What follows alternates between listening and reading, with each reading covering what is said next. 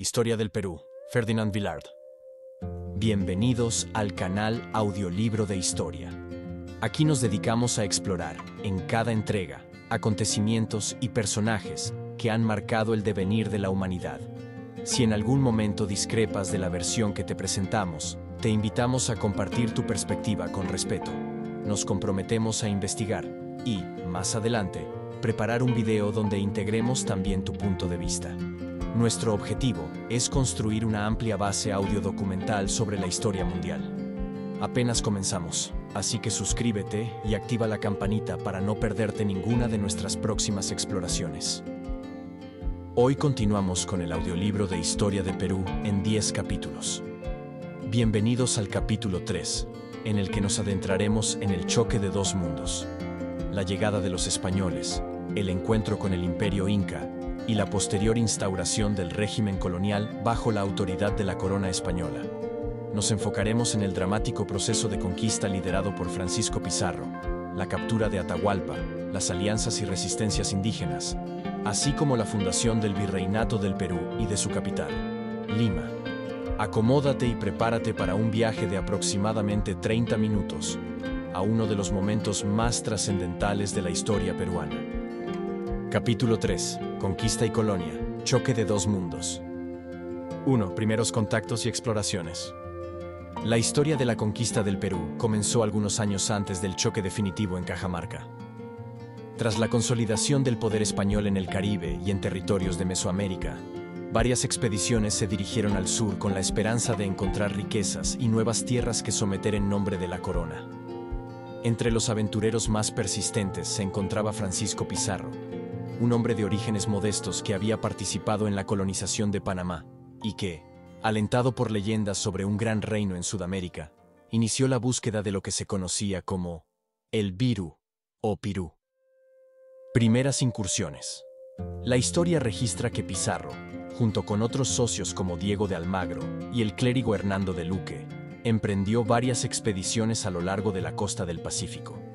En uno de estos viajes, los españoles llegaron a Tumbes, al norte del actual Perú, donde pudieron apreciar los primeros indicios de la riqueza cultural y material de los incas.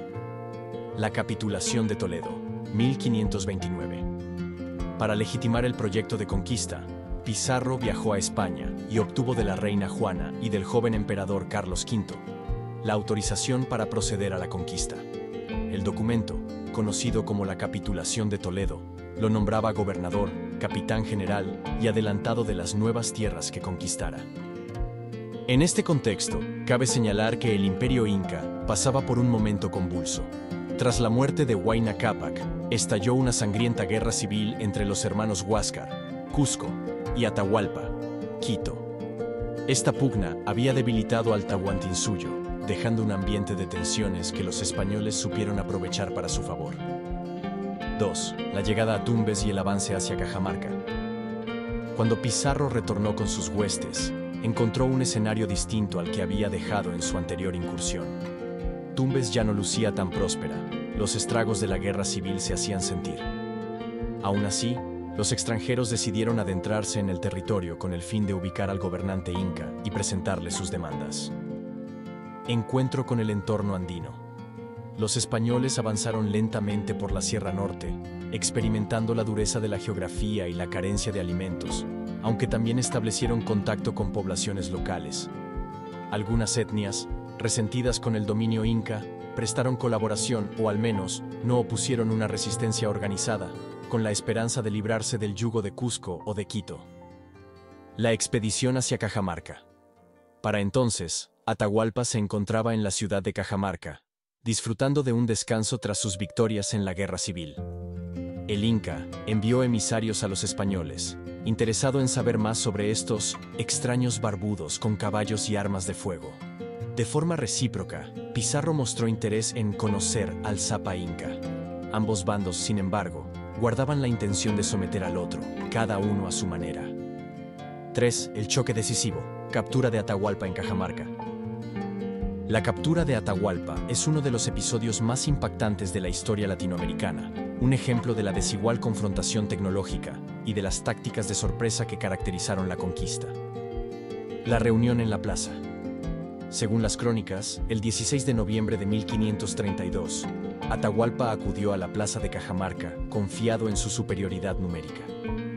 Llevaba consigo miles de guerreros que aguardaban fuera del recinto amurallado, creyendo que los españoles, en pequeño número, no serían una amenaza real. El requerimiento y la emboscada. El fraile Vicente de Valverde, acompañado de un intérprete, fue quien se acercó a Atahualpa con la Biblia para leerle el requerimiento, un documento legal que exigía al Inca someterse a la fe cristiana y a la corona española. La reacción de Atahualpa no fue amistosa. Se dice que arrojó la Biblia al suelo, al no comprender las exigencias que le presentaban. Este acto sirvió de pretexto para que los españoles lanzaran su ataque. Uso de caballería y artillería. Ocultos en los alrededores de la plaza, los conquistadores desataron el caos con arcabuces, cañones y caballos. Los indígenas, atemorizados por las detonaciones y el desconocimiento de esas armas, se dispersaron. En cuestión de minutos, los españoles tomaron prisionero al Zapa Inca, aniquilando a su séquito. Fue una victoria aplastante lograda más por la sorpresa y la tecnología que por la cantidad de hombres. 4. El rescate y la muerte de Atahualpa. Una vez capturado, Atahualpa ofreció un gran rescate a cambio de su libertad: llenar una habitación con oro y 2 con plata hasta cierta altura. Durante meses, los españoles recogieron enormes cantidades de metales preciosos enviados desde distintos puntos del imperio. Sin embargo, Atahualpa, lejos de ser liberado, fue juzgado bajo acusaciones como idolatría o conspiración. El mayor botín de la conquista.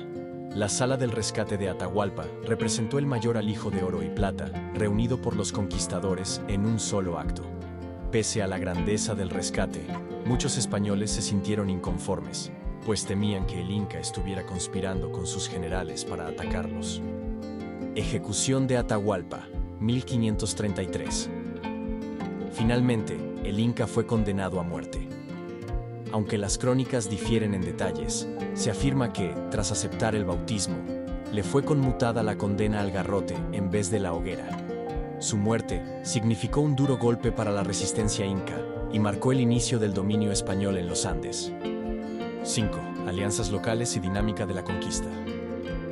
Un factor esencial para el rápido avance español en territorio andino fue la colaboración de diversos pueblos que habían estado sometidos al imperio inca y deseaban romper con esa hegemonía. Algunos jefes locales y parte de la nobleza inca rival de Atahualpa, partidarios de Huáscar, vieron en los españoles una oportunidad de aliarse para mejorar su situación. Manco Inca. Después de la muerte de Atahualpa, los españoles intentaron legitimar su presencia colocando a Manco Inca, medio hermano de Huáscar, como emperador títere. Sin embargo, Manco Inca, consciente del sometimiento español, acabaría liderando una gran rebelión desde la fortaleza de Sacsayhuamán y resistiendo hasta que se refugió en Vilcabamba. La importancia de los yanaconas. Muchos indígenas pasaron al servicio de los españoles como intérpretes, porteadores o guías. Este fenómeno, si bien facilitó la logística de la conquista, también generó tensiones y rivalidades entre los propios pobladores locales, pues se rompía la red de lealtades establecidas en el Tahuantinsuyo. 6. Fundación de Lima y establecimiento del virreinato. Tras asegurar el control de la sierra, Francisco Pizarro buscó fundar una ciudad en la costa que sirviera como capital y facilitara el contacto con Panamá y España por vía marítima. En 1535, fundó Lima, inicialmente llamada Ciudad de los Reyes, cerca de la desembocadura del río Rímac. La ciudad se convirtió rápidamente en el principal centro administrativo de los conquistadores en el Perú. Características de la fundación. Pizarro repartió solares a los españoles que lo acompañaban y designó espacios para la plaza principal, la catedral y las instituciones de gobierno. Lima creció a expensas del trabajo forzado de la población indígena y se transformó en un eje comercial importante gracias a su puerto cercano, el Callao. El Virreinato del Perú, 1542. La corona española, al ver la magnitud de los territorios y la riqueza que provenía de América del Sur, decidió crear un virreinato para garantizar el control efectivo y la recaudación de tributos. Se nombró a Blasco Núñez Vela como primer virrey con sede en Lima, estableciéndose así un gobierno virreinal con una estructura jerárquica que incluía audiencias y cabildos. Esta institución sería la máxima autoridad en la región durante casi 3 siglos. 7. Encomiendas y repartimientos. El dominio español se basó en la explotación del trabajo indígena, regulada mediante varios sistemas que, pese a su intento de ser legales, se convirtieron en muchas ocasiones en mecanismos de abuso. Encomienda. Consistía en la asignación de un grupo de indígenas a un encomendero español, quien debía protegerlos, evangelizarlos y velar por su bienestar. A cambio, el encomendero recibía tributos y mano de obra. Sin embargo, en la práctica se tradujo en esclavitud encubierta, con terribles condiciones para los nativos. Repartimiento y mita. El repartimiento era una forma de movilizar a la población para diversas labores, como la minería y la construcción. En el caso andino, la mita retomó parte del antiguo sistema inca de trabajo rotativo, pero fue aplicado bajo criterios españoles, frecuentemente con mayor rigor y coacción. El sometimiento y la sobreexplotación del indígena causaron un rápido descenso demográfico, agravado por epidemias de enfermedades europeas como la viruela, el sarampión y la gripe, frente a las cuales la población local no tenía defensas inmunológicas. 8. Resistencia indígena. A lo largo de este proceso, no faltaron alzamientos y focos de resistencia por parte de los incas y de otros grupos étnicos. Además de Manco Inca, que mantuvo el foco rebelde en Vilcabamba durante años, hubo otros movimientos menos conocidos. Titu Cusi Yupanqui y Tupac Amaru I. Tras la muerte de Manco Inca, algunos de sus descendientes continuaron la lucha en la zona de Vilcabamba, una región difícil de acceder para los españoles. El último inca rebelde, Tupac Amaru I, fue capturado y ejecutado en 1572, marcando simbólicamente el fin de la resistencia inca organizada. Colaboraciones y negociaciones. Aunque existió resistencia armada, también hubo negociaciones y pactos temporales. No todos los grupos indígenas coincidían en la manera de enfrentar la conquista, y muchos optaron por la sumisión táctica para sobrevivir. 9. Curiosidades y anécdotas. La marca de Pizarro en Lima. Se dice que Pizarro trazó la plaza de la futura ciudad de los reyes con su propia espada, dibujando los ejes principales sobre el suelo arenoso. Algunos cronistas lo representan como un acto simbólico de posesión del lugar. Los caballos y los perros de guerra. Al no existir caballos en América antes de la llegada de los europeos, los pobladores locales consideraban a los jinetes y sus monturas como un solo ser. También los perros de guerra, mastines, aterrorizaron a los soldados incas, poco habituados a esta táctica de combate. El culto al oro. Para la mayoría de las culturas andinas, incluido el Imperio Inca, el oro tenía más valor simbólico y ceremonial que económico. Sin embargo, para los conquistadores españoles, simbolizaba la riqueza material y el motor de la empresa de conquista, lo cual generó una diferencia radical en la forma de apreciar ese metal. 10. Consecuencias inmediatas y horizonte colonial. La instalación del dominio español tuvo un impacto profundo en la estructura política, social y cultural de los Andes. 1. Destrucción del poder inca. Con la muerte de Atahualpa y los posteriores alzamientos sofocados, la élite inca perdió paulatinamente su capacidad de organización y liderazgo. 2. Reconfiguración territorial. Se impuso la ciudad como centro del poder virreinal y se desarticuló la antigua red de caminos y administraciones del Tahuantinsuyo. 3. Desplome demográfico. Epidemias, explotación y guerras redujeron dramáticamente la población indígena, en especial en la costa. La sierra, aunque más resistente, tampoco se libró de las enfermedades y el trabajo forzado. 4. Implantación de la fe católica. La evangelización, impulsada por órdenes religiosas como franciscanos, dominicos y jesuitas, transformó el imaginario religioso andino. Surgió el sincretismo religioso, que fusionó elementos cristianos con creencias nativas. 5. Origen de una nueva sociedad. De la mezcla entre europeos, indígenas y posteriormente africanos traídos como esclavos, emergió una sociedad multiétnica con profundas desigualdades, que sentaría las bases de la futura identidad peruana. 11. Conclusiones del capítulo 3. El choque entre el Imperio Inca y los conquistadores españoles supuso no solo una pugna militar y política, sino la fractura de un orden social milenario y la imposición de nuevas reglas que transformaron la vida de millones de personas. En unos pocos años, las tensiones internas del Tahuantinsuyo, sumadas a la tecnología y la estrategia de los conquistadores y a la devastación causada por las epidemias, provocaron un cambio radical en la región andina. Puntos clave que hemos revisado: la exploración inicial de Francisco Pizarro y la capitulación de Toledo.